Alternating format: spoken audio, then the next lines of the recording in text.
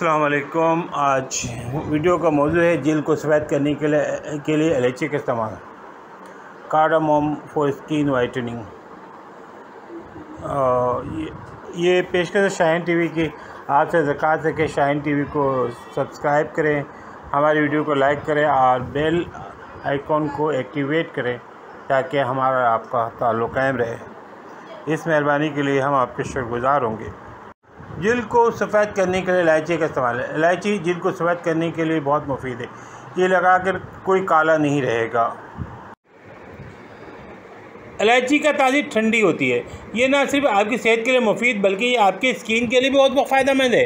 इलायची में potassium, calcium, iron, magnesium और फास्फोरस पाया जाता है जो आपकी सेहत और स्किन को बहुत से फ़ायदे पहुंचाते हैं। आज मैं आपको इलायची से तैयार एक ऐसे फेस पैक के बारे में बताऊंगा जिससे आपका रंग साफ़ और जल्द मुलायम हो जाएगी।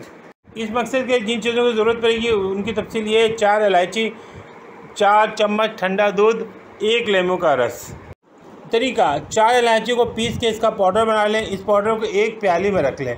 फिर इसमें 4 चम्मच ठंडा दूध और 1 नींबू का रस डालकर अच्छी तरह मिक्स करें। मिक्स करके कुछ देर के लिए छोड़ दें।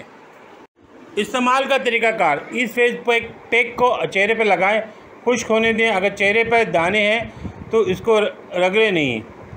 खुश्क होने के बाद ये झड़ने लगेगा।